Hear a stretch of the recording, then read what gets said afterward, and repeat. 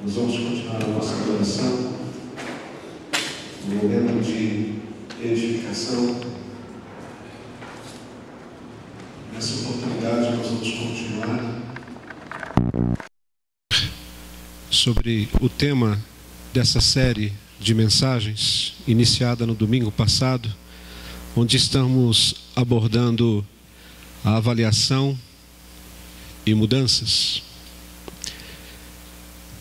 Domingo passado nós trabalhamos em Atos capítulo 2 e hoje também nós vamos continuar trabalhando nesse texto.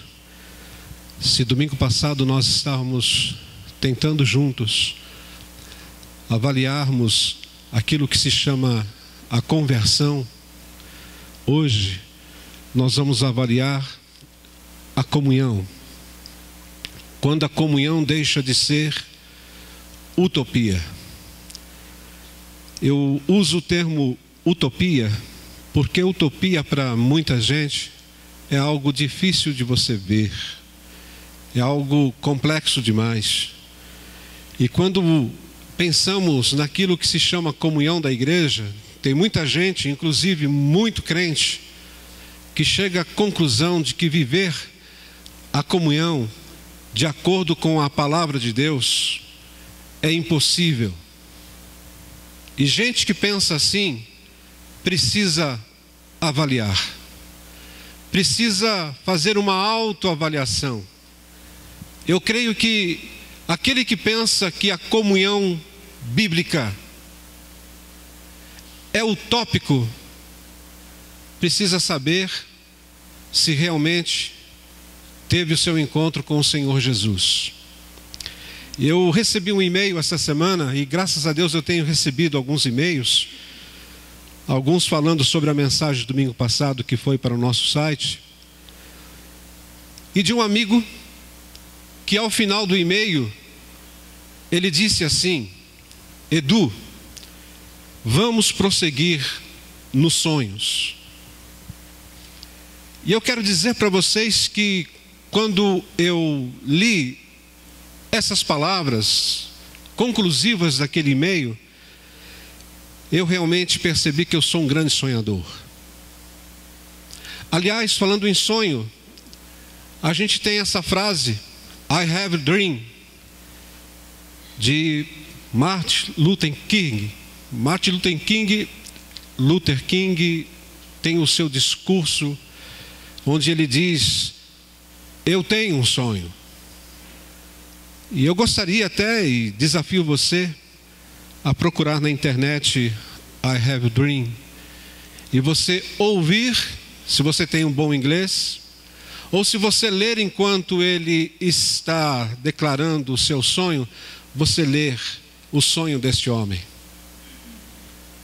Esse homem que, dentre os sonhos que ele coloca na sua declaração, ele diz que um dos seus sonhos era que as suas 4 filhas pequenas, um dia, nos Estados Unidos da América, pudessem ser julgados não pela cor da sua pele, mas pelo conteúdo do seu caráter.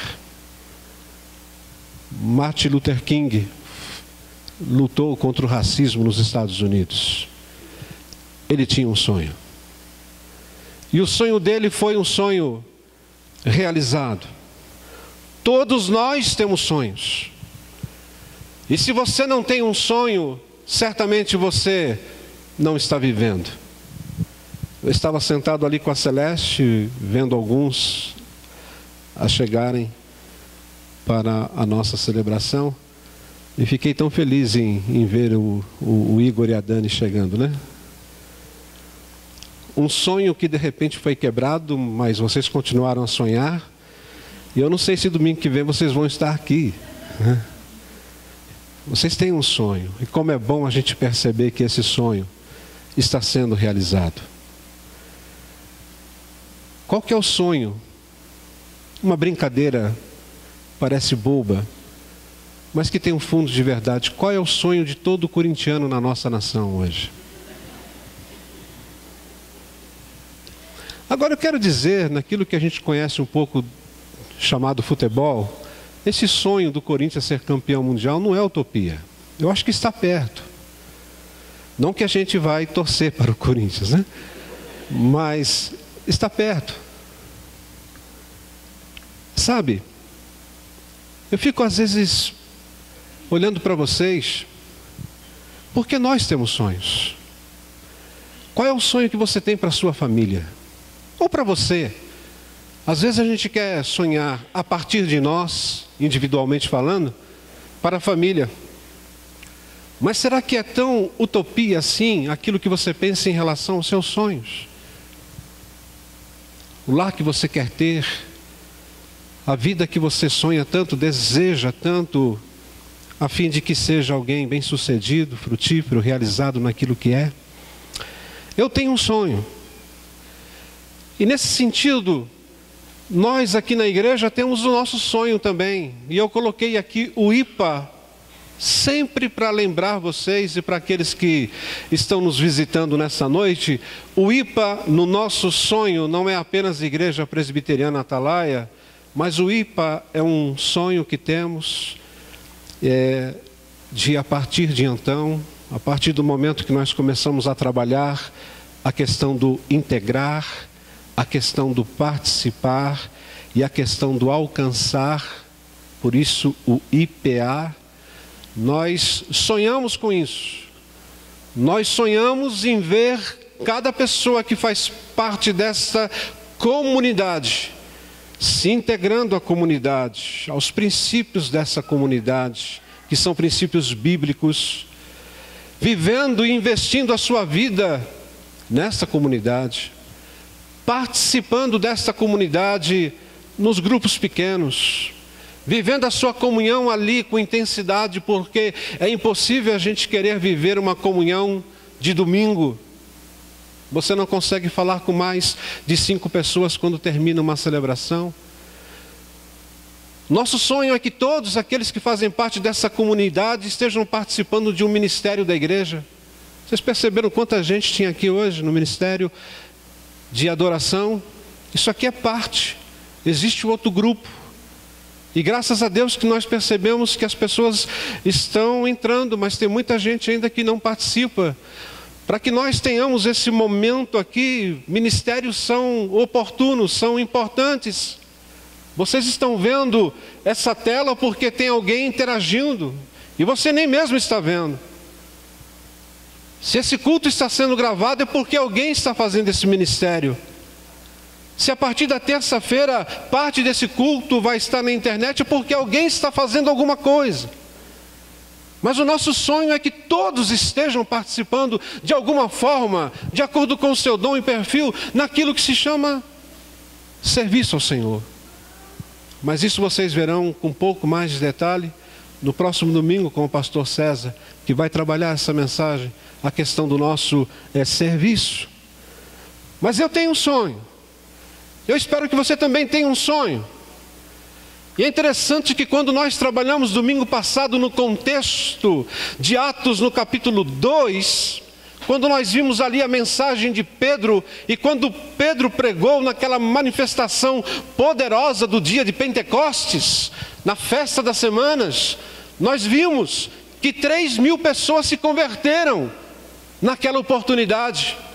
E é interessante que aquilo que estava acontecendo, o contexto, desde a descida do Espírito Santo, desde as línguas repartidas, línguas essas que estavam pregando para aqueles que estavam visitando Jerusalém, mais de 15 nações representadas ali, desde o momento que Pedro abriu a sua boca e as pessoas reconheceram que estavam longe de Deus, tudo aquilo era sem dúvida alguma uma manifestação do sonho do próprio Jesus, quando está bem declarado em Atos 1:8, mas recebereis poder ao descer sobre vós o Espírito Santo, e ser-me-eis testemunhas tanto em Jerusalém, onde tudo começou, Judeia, Samaria e até os confins da terra.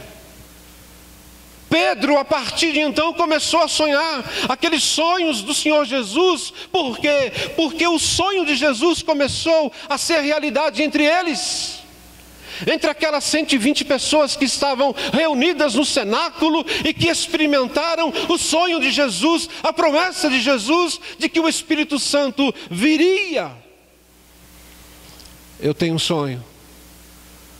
O sonho que eu tenho é ver uma igreja como essa de Atos 2, 42 e 47, que deve ser o sonho de todo aquele que frequenta uma igreja, de todo aquele que se filia a uma igreja, de todo aquele que se integra a uma igreja. Esse deve ser o sonho.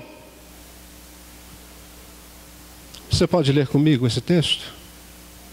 Eles se dedicavam ao ensino do pão e às orações. Todos estavam cheios de temor e muitas maravilhas e sinais eram feitos pelos apóstolos. Os que criam mantinham-se unidos e tinham tudo em comum.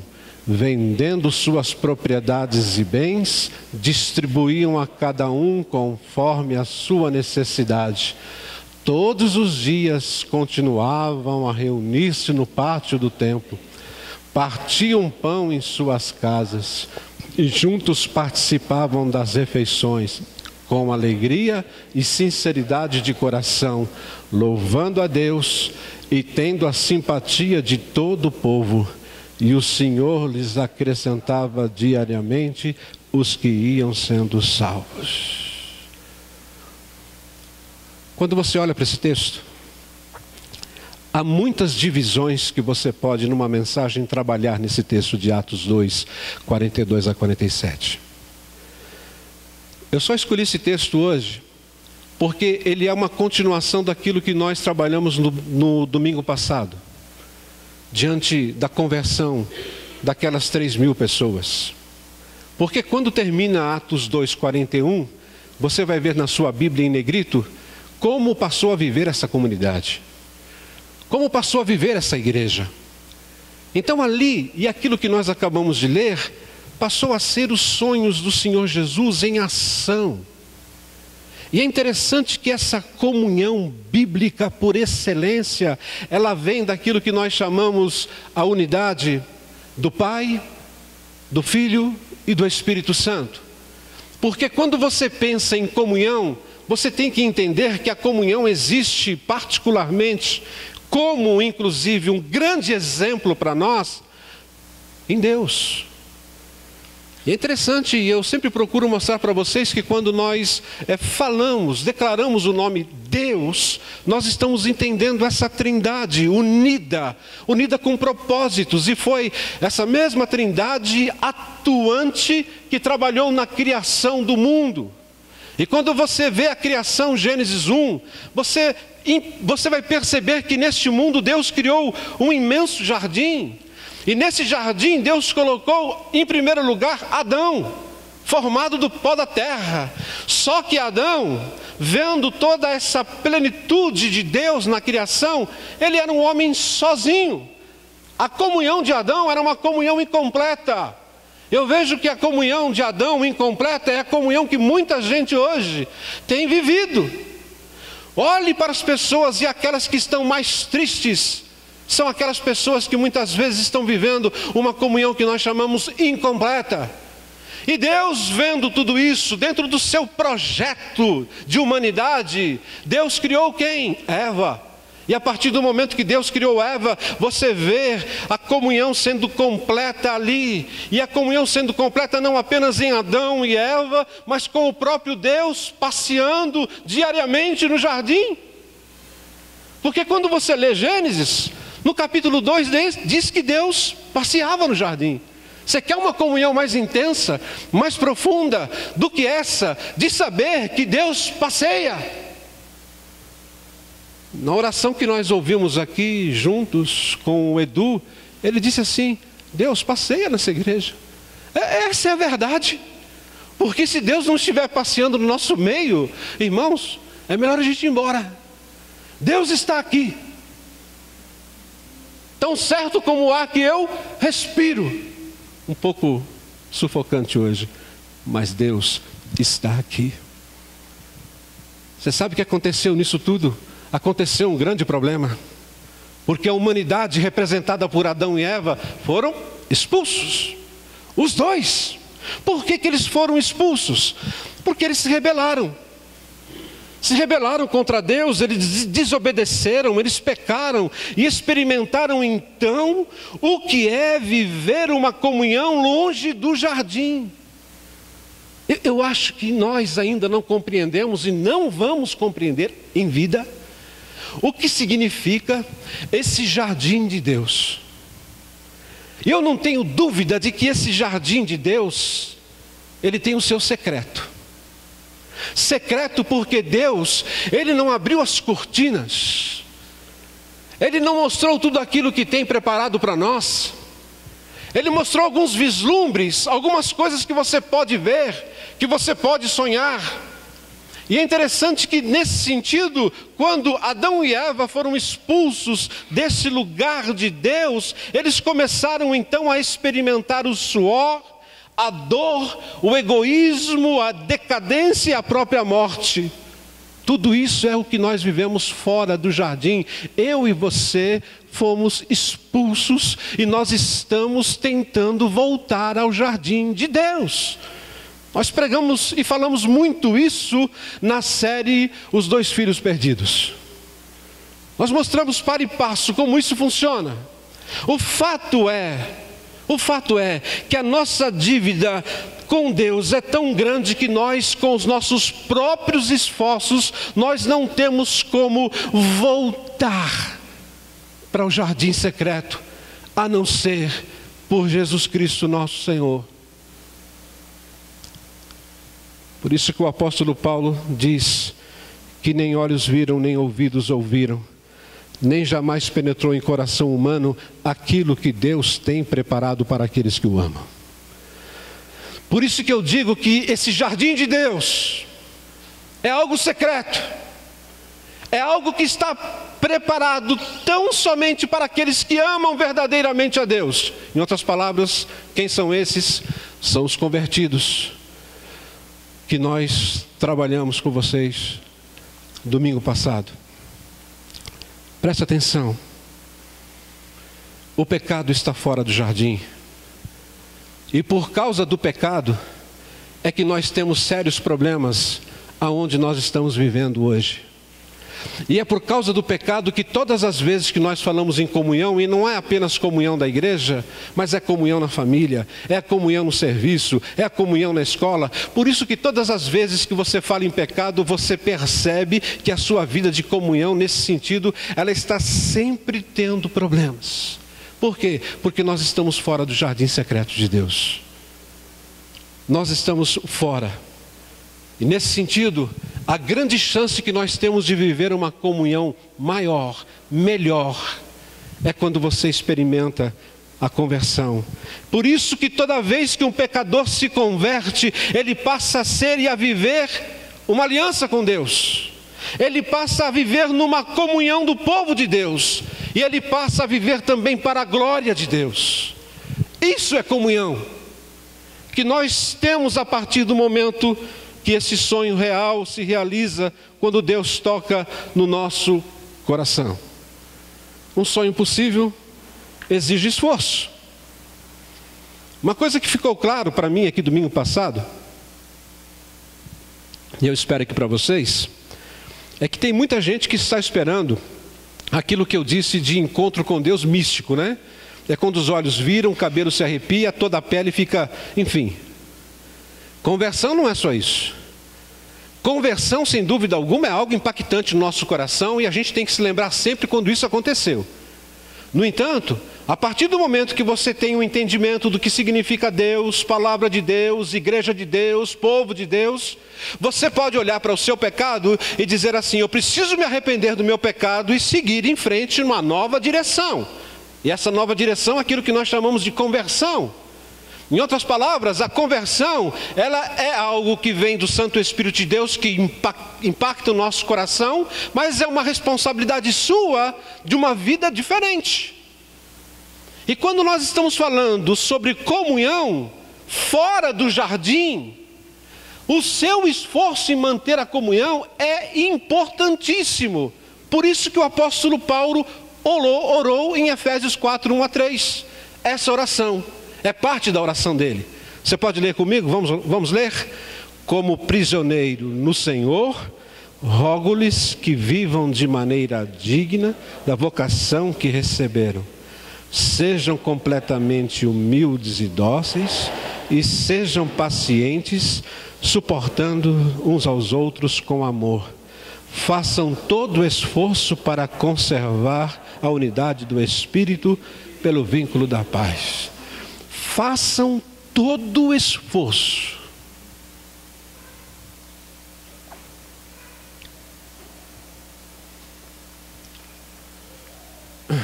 Façam todo o esforço para ser paciente com esse negócio chamado... Pode voltar aí atrás por favor? Aí. Façam todo o esforço para viver essa comunhão, sabe aonde? Na igreja.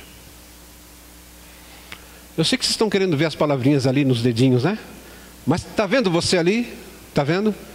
Tem aquele que é maior, mais gordinho, tem aquele que é mais fininho e tal. Tem algumas palavrinhas ali que é edificar, perdoar, orar, confessar, levar as cargas, crer, suportar.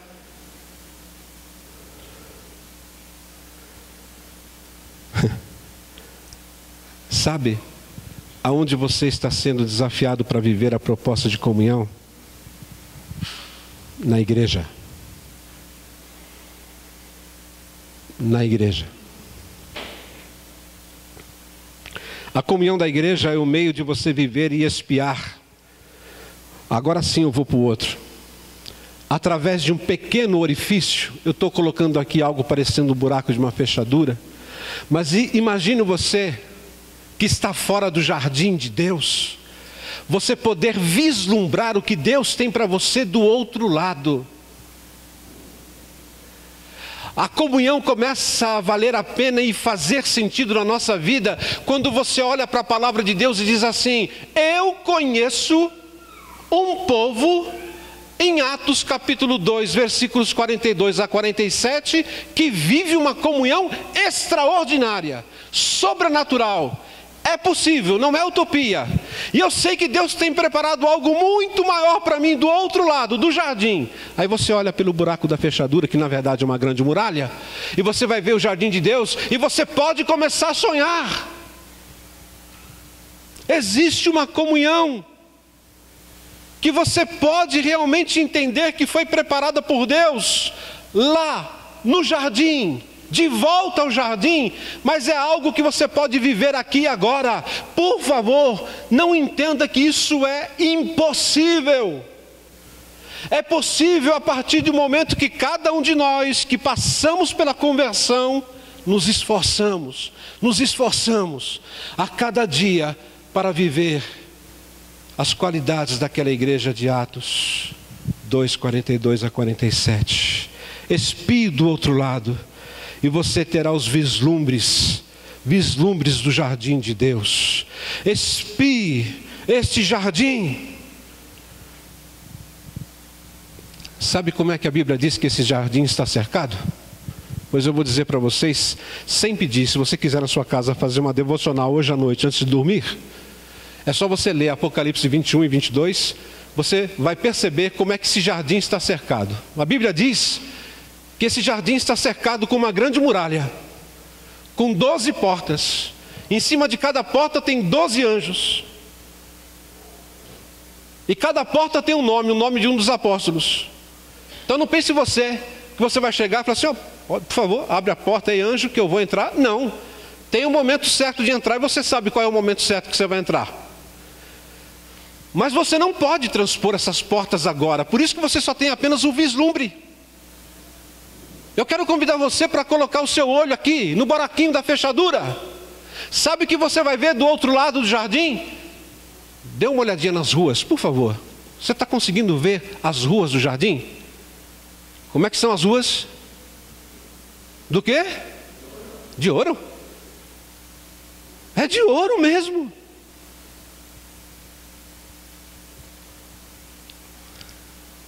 Tem uma praça. Você está conseguindo enxergar a praça? Tá ou não? Vocês não estão lendo a Bíblia, né? Tem uma praça, gente. E em toda a praça tem o quê? uma igreja. Ou não tem? Vocês estão todos assim, será que ele está fazendo uma pegadinha? Não é pegadinha não, porque você vai ver uma praça pelo orifício da fechadura e você não verá igreja, porque nesse jardim não tem igreja. Igreja é só aqui, viu? Essa confusão lascada que você vê de tantas igrejas diferentes, é só aqui essa confusão, porque lá no céu não tem santuário. Lá no céu, ufa, nós não vamos precisar ouvir o pastor dinheiro para construir. Não precisa, não tem templo. Deus é o nosso Senhor, Ele é o templo. Se você continuar a espiar, você não vai ver nem o sol e nem a lua. E qual é a função do sol e da lua? Iluminar. Mas sabe o que diz Apocalipse? Que a glória de Deus ilumina tudo. Você está vendo o mar? Não está vendo o mar? Não, não tem mar. Mas tem um rio. E diz a Bíblia que é um rio com água cristalina, sem poluição. Como é lindo esse rio. Esse rio é brilhante como cristal. Se você olhar bem para esse jardim, você vai ver a árvore da vida. Aquela árvore lá de Gênesis. A árvore da vida está lá, cujos frutos e as folhas são para a cura de todos os povos. Mas eu gostaria que você olhasse bem e sonhasse com as pessoas que vão estar nesse jardim. Você não verá pessoas tristes. Você não verá pessoas doentes, nem deficientes. Você não haverá problemas de comunhão, porque tudo aquilo que nós pensamos de coisas que não são saudáveis à vida, elas não entram nesse jardim, porque o pecado não estará mais presente. E onde o pecado não está presente, ali é o jardim secreto de Deus.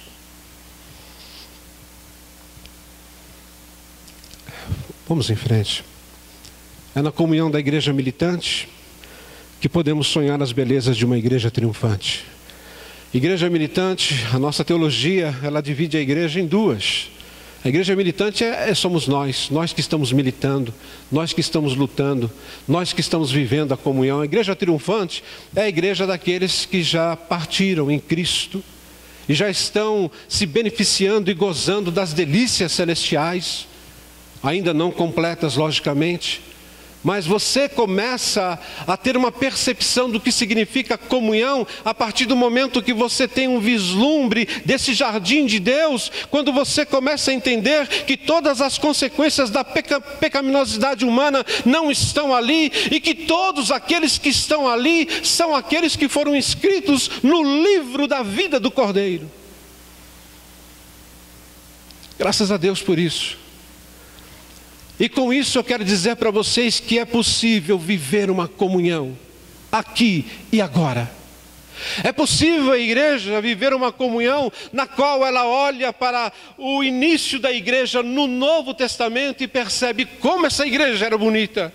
Quando ela entende que existe uma igreja perfeita, que é aquela igreja triunfante que está dentro do coração do jardim secreto de Deus, e diz, como essa igreja é bonita. E nesse sentido, com esse vislumbre, você pode dizer assim, eu posso me esforçar para viver uma comunhão assim, na minha comunidade, na minha igreja.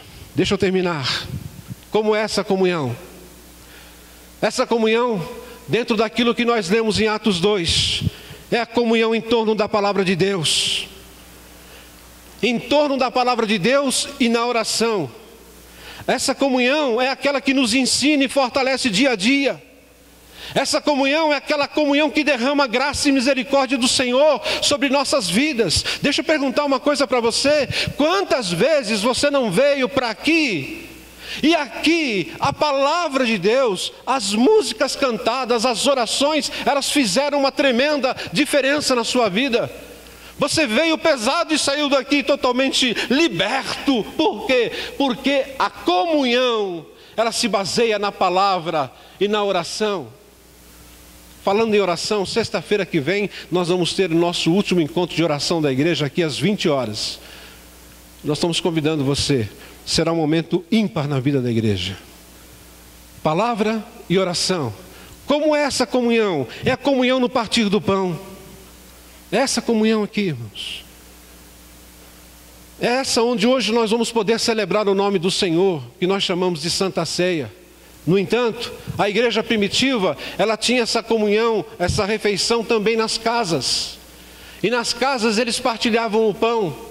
E você só partilha o pão, você só abre a sua casa, a sua cozinha, e só senta à sua mesa aqueles que verdadeiramente são queridos. Por isso que uma comunhão maior como essa na Igreja de Cristo, que é a Santa Ceia, é a oportunidade para que toda a comunhão, se foi arranhada por alguma coisa, seja restaurada em nome do Senhor Jesus. Portanto, é a comunhão no partir do pão que restaura. Essa comunhão é santa. É santa por quê? Porque você vê que na igreja de Atos 2, 42 a 47, eles tinham temor a Deus. E quando nós tememos a Deus, nós temos também um novo sentimento de honrar o nome de Deus através de nossas vidas. É a comunhão que nos leva a viver juntos em grupos pequenos. Ah, como nós temos batido nessa tecla. Grupos pequenos. Porque nós sabemos que ali também os nossos relacionamentos são restaurados. É ali que nós podemos levar um amigo que está precisando de uma oração, de uma palavra de conforto, de uma ajuda. São nos grupos pequenos que nós realmente vamos crescer e edificar uns aos outros, que nós chamamos de pastoreio mútuo. É no grupo pequeno que eu sei realmente aquilo que está passando no seu coração e você no meu. É a comunhão que cobre qualquer necessidade, pois nada faltará para aqueles que se unirem naquele lugar, na igreja. A igreja primitiva, ninguém tinha falta de nada. Por quê? Porque tudo era dividido de acordo com a necessidade das pessoas. E finalmente é a comunhão que louva e adora a Deus com muita alegria. Eu não posso deixar de falar que quando eu vi o grupo aqui na frente hoje cantando, meu coração não se alegrou.